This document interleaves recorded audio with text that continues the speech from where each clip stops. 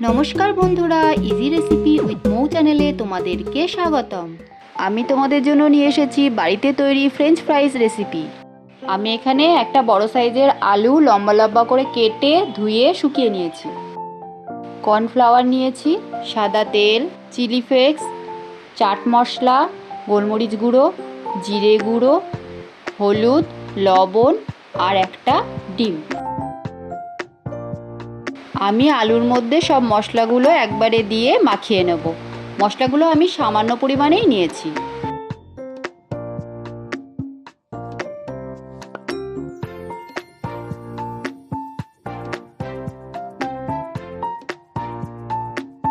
এবারে কর্নফ্লাওয়ার দিয়ে দেবো 2 চামচ আর ডিমটা ফাটিয়ে সব একসাথে মাখিয়ে নেব।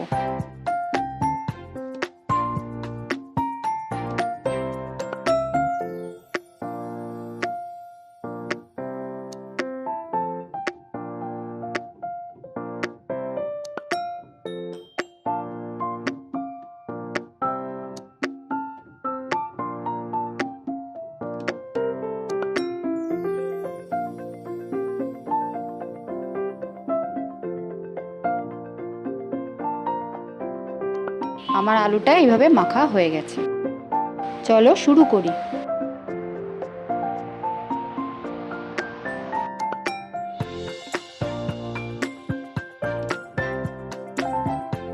কড়াইতে তেলটা দিয়ে দেব। তেলটা গরম হয়ে গেছে, এবার একটা একটা করে আলু কড়াইতে ছেড়ে দেবো।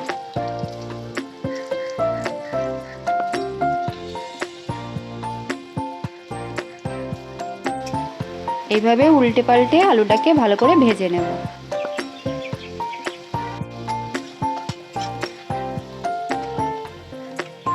আলুটা ভাজা হয়ে গেছে, এবার প্লেটে তুলে নেব। সব আলুগুলোকে এইভাবেই ভেজে নেব।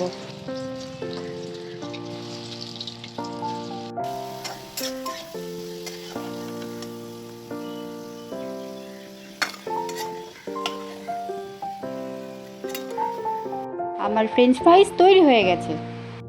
এরকম মাঝে মধ্যেই বাড়িতে বসেই ফ্রেঞ্চ ফ্রাইজ তৈরি করে খেতে পারো। আমার এই রেসিপিটা যদি তোমাদের ভালো লেগে থাকে তাহলে অবশ্যই কমেন্টে জানিও আর শেয়ার করে দিও। এইরকম চটজলদি ইজি রেসিপি দেখার জন্য আমার চ্যানেলটিকে লাইক ও সাবস্ক্রাইব করে আমার সাথে জুড়ে থেকো।